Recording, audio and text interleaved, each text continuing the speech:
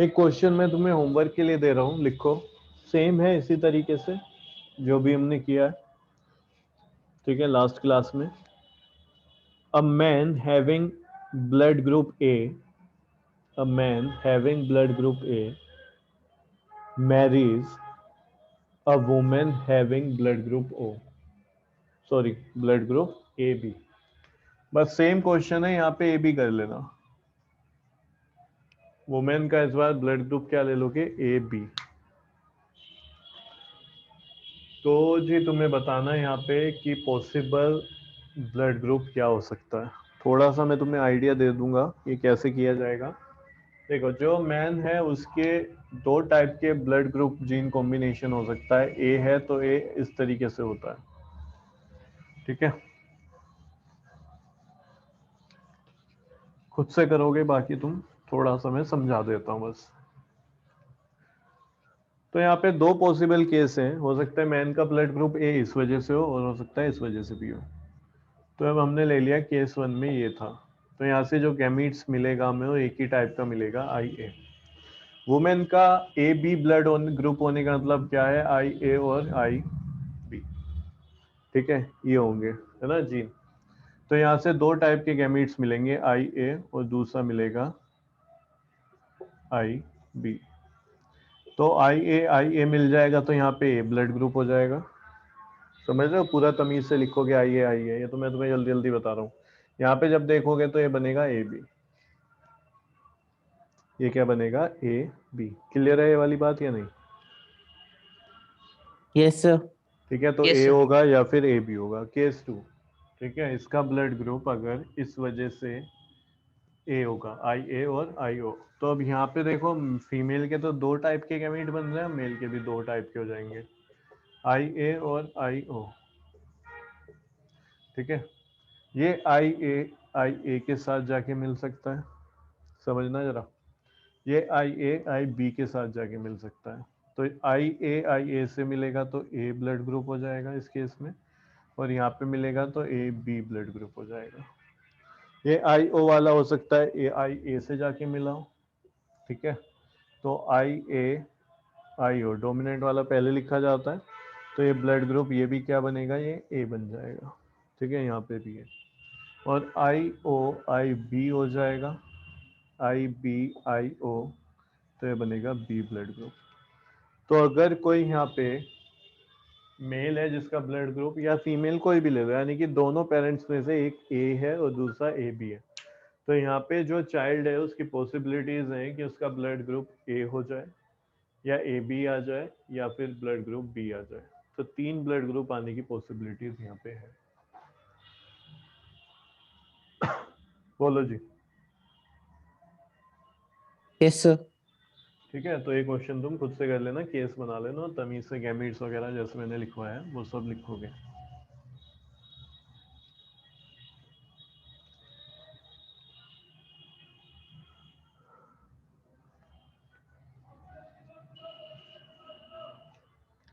Next heading लिखो, sex determination.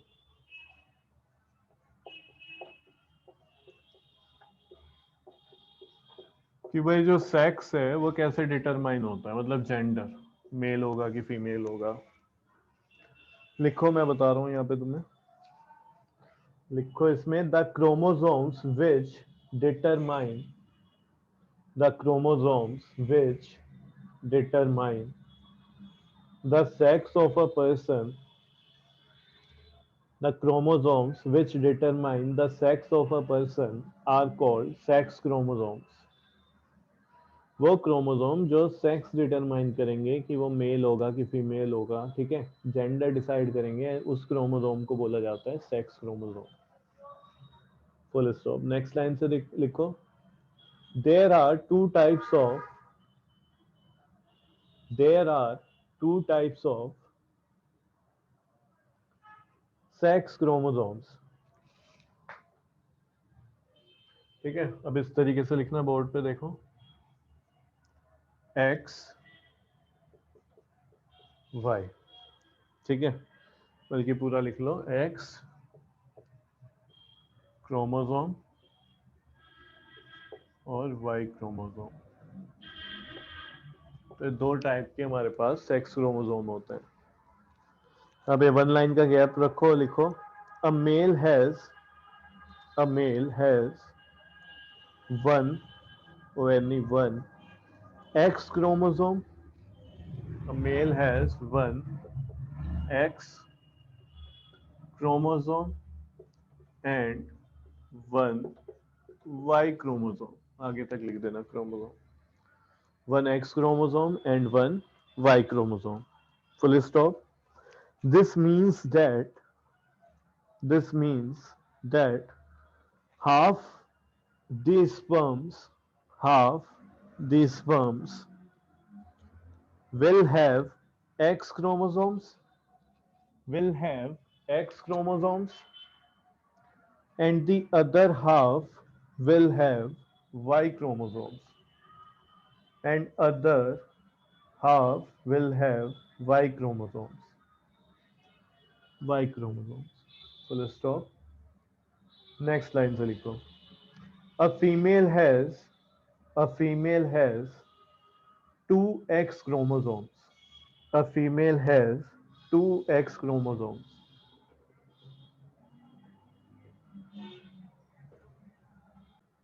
तो देखो अब हमने यहाँ पे क्या लिखा है कि भाई जो मेल होता है उसके पास दोनों ही क्रोमोसोम्स होते हैं, एक्स भी होता है और वाई भी होता है।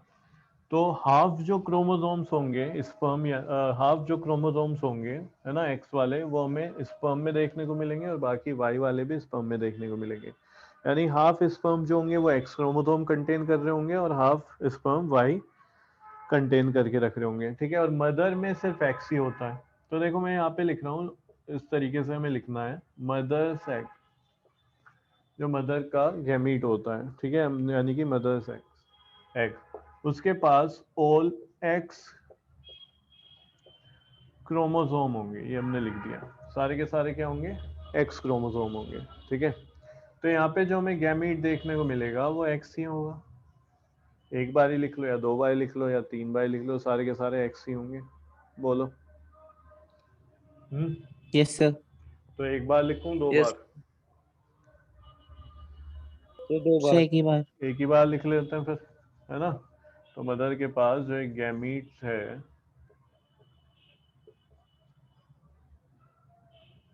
उसके पास ये एक्स क्रोमोसोम होगा, ठीक है। फादर की बात करें, फादर्स गैमीट यानी फादर्स स्पर्म की बात करते हैं हम, तो यहाँ पे हाफ तो एक्स होंगे और जी हाफ ही वाई होंगे, ठीक है। तो यहाँ पे हमें क्या बनाने पड़ेंगे, एक्स वाला भी बनाना पड़ेगा और वाई वाला भी बनाना पड़ेगा, ठीक है। तो यहाँ पे क्या पॉसिबिलिटीज है कि भाई ये जो है एक्स वाला स्पर्म एक्स वाले से मीट कर जाए, ठीक है, एक्स से। तो यहाँ पे जो हमें देखने को मिलेगा वो क्या क्या देखने को मिलेगा, एक्स एक्स, यानी पेयर ऑफ जीन हो गया। और अब ये डिसाइड करेगा इसका जेंडर, सेक्स। तो यहाँ पे क्या बन गया है, एक्स एक्स जाइगोट हो गया ये, ठीक है। ये क्या है, जाइगोट है।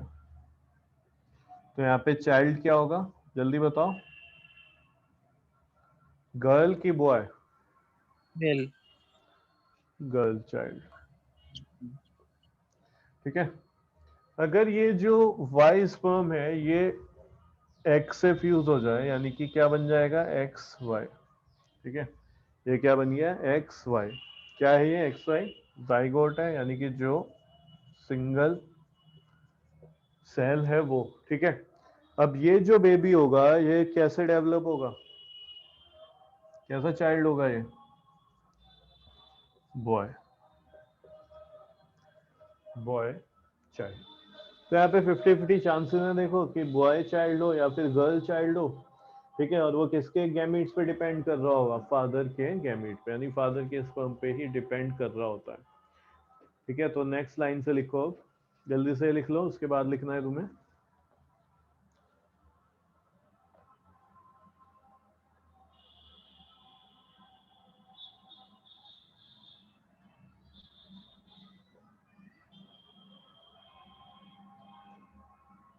लिख लिया भाई? Yes sir. लिखो The sex of a child depends on on what happens at fertilization. On what happens at fertilization. ठीक है, तो ए बी करके लिख लेना है, डैश लगा देना फर्टिलाइजेशन के बाद, और 2 पॉइंट लिखने हैं। तो पहले ए लिखो। If a sperm carrying x chromosome, if a sperm carrying X chromosome fertilizes fertilizes an ovum. If a sperm carrying X chromosome fertilizes an ovum bracket में लिखो egg, which carries X chromosome, comma, then the child born will be a girl. Then the child born will be a girl. तो हमने यहाँ पे लिखा if a sperm carrying x chromosome, अगर sperm carry क्या कर रहा है एक्स क्रोमोसोम और फर्टिलाइज हो जाता है एग से, विच कैरी एक्स क्रोमोसोम, जो कि हमेशा ही एक्स क्रोमोसोम कैरी करता है, then the child born will be a girl, तब चाइल्ड जो बोर्न होगा वो क्या होगा, गर्ल होगी। बी पॉइंट लिखो। If a sperm carrying Y chromosome, if a sperm carrying Y chromosome fertilizes an ovum fertilizes an ovum bracket में लिखना egg. If a sperm carrying Y chromosome fertilizes an ovum bracket में लिखोगे egg, which carries X chromosome, which carries X chromosome, then the child born then the child born will be a boy, then the child born will be a boy। One line का gap रखो और एक line लिखो। only fathers only fathers apostrophe s लगाना father पे, only fathers sex chromosomes is responsible, only father's sex chromosomes is responsible for the sex determination of the baby, for the sex determination of the baby which is born। ये बताओ, ये इतना पढ़ के कोई doubt वाउट है तो पूछो।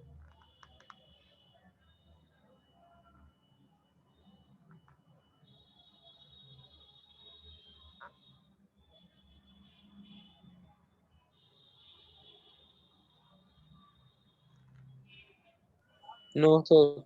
सर सेकेंड पॉइंट एक और बार रिपीट कर दीजिए। बी वाला, बी पॉइंट यस सर। लिखो। If a sperm carrying Y chromosomes fertilizes an ovum bracket में लिख लो egg, which carries X chromosome, which carries X chromosome,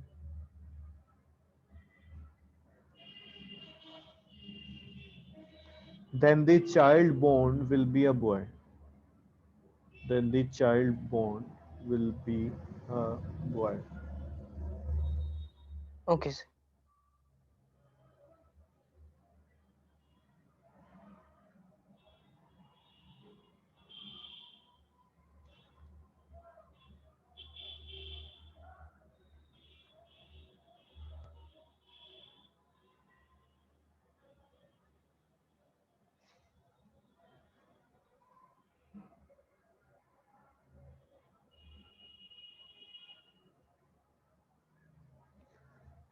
अब देखो, गैप लो एक दो लाइन का और उसके बाद लिखो in some of the animals,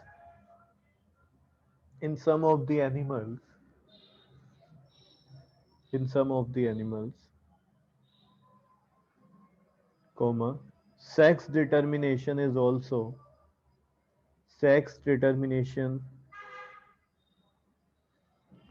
is also controlled by the temperature, controlled by the temperature at which at which the fertilized egg at which the fertilized egg is incubated at which the fertilized egg is incubated, incubated, incubated before hatching, before hatching, hatching, hatching, before hatching. तो देखो कुछ animals में जो sex determination होता है, यानी कि वो मेल होगा कि फीमेल होगा, वो कंट्रोल करता है टेम्परेचर, यानी कि टेम्परेचर का बहुत बड़ा रोल प्ले होता है उनके सेक्स डिटर्मिनेशन पे। Eight which the fertilize egg is incubated before hatching. Hatching तुम जानती हो, अंडा टूटता है, उसके बाद उसमें से वो, ठीक है, बेबी बाहर आता है। ठीक है, तो अब ये जो एग होता है इसको तुमने देखा होगा, जैसे कि हैन देखा है तुमने, है ना, मुर्गी जो होती है वो अंडों पे क्या है, उसको सेकती है, बैठ जाती है। इसी तरीके से वो जितने भी एनिमल्स होते हैं वो उनको सेक रहे होते हैं, ठीक है, जो भी एग ले करते हैं, सब नहीं, ठीक है, मोस्टली ऐसा करते हैं। टर्टल्स में भी ये होता है, ठीक है, वो उसको क्या है, गड्ढे में मिट्टी में जाके दबा देता है, ठीक है, और वहां पे उनको छोड़ देता है, कई बार उसके ऊपर जाके खुद भी बैठता है। तो यानी कि एक टेम्परेचर यहाँ पे डिपेंड करेगा कि वो किस टेम्परेचर पे इंक्यूबेटेड हुए हैं बिफोर हैचिंग, टूटने से पहले, फटने से पहले किस टेम्परेचर पे उनको सेका गया है, यानी कि उनको क्या टेम्परेचर प्रोवाइड किया गया। तो यहाँ पे देखो तुम्हें 2 पॉइंट लिखने हैं, तो फर्स्ट लिखो in a turtle, in a turtle, comma, high incubation temperature leads, high incubation temperature to the development leads to the development of female offsprings, to the development of female offsprings। तो अगर turtle में incubation temperature high रहता है, ठीक है, जिस temperature पे वो सेक रहे होते हैं, उनको बैठ रहे होते हैं, यानी उस टाइम पे अगर एग को ज़्यादा टेम्परेचर मिल जाए, तो यहाँ पे जो ऑफ स्प्रिंग होगा वो क्या, कैसे डेवलप होता है, उसका जेंडर क्या होगा, सेक्स क्या होगा, फीमेल। क्लियर हुआ वाला पॉइंट? Yes sir. चलो जी नेक्स्ट पॉइंट लिखो। In a lizard, second point है lizard, comma, high incubation temperature results, high incubation temperature results in male offsprings, in male offsprings। Lizard में उल्टा होता है, अगर इंक्यूबेशन टेम्परेचर हाई होता है तो वहां पे मेल ऑफस्प्रिंग मिलेगा। ठीक है, एक लाइन छोड़ के लिखो इन सम एनिमल्स, ठीक है, एक लाइन छोड़ के, 2 लाइन छोड़ के लिखो, ये अलग बात कर रहे हैं हम बिल्कुल। अब in some animals, comma, sex is not determined, sex is not determined genetically, sex is not determined genetically। कुछ एनिमल्स में जो सेक्स है वो जेनेटिकली डिटरमाइन नहीं होता कि उसका जीन क्या है, full stop. For example, example लिखो स्नेल्स, SNAILS, स्नेल्स देखे होंगे तुमने, बहुत स्लो स्लो चलता है वो छोटा सा। Snails can change sex, can change sex. तो जो स्नेल होता है वो, ठीक है, बर्थ के बाद भी जो उसका सेक्स है वो चेंज हो सकता है उसमें। ठीक है, तो बस ये तुम्हें याद रखना है, कई बार ये पूछ लेते हैं इंक्यूबेशन टेम्परेचर का अगर हाई है तो क्या डेवलपमेंट होगा इन टर्टल्स या फिर लेजर्ड, तो ये तुम्हें याद रखना होगा। क्लियर हुआ? तो ये हमारा यहाँ पे एक तरीके से चैप्टर आधा कंप्लीट हो गया है, पहला पार्ट पूरा हो गया है हेरिडिटी वगैरह वाला। अब थोड़ा और देखेंगे हम, एक्वायर्ड ट्रेट्स क्या होते हैं, इनहेरिटेड ट्रेट्स क्या होते हैं। ठीक है, मतलब ज्यादा चैप्टर नहीं बचा है ना। इवोल्यूशन वाला पार्ट तो एंड का हमारा यहाँ पे क्या है, हटा ही दिया इस बार। तो एक क्वेश्चन मैंने दिया है वो कर लेना, बाकी अपना प्रैक्टिस करना इसकी।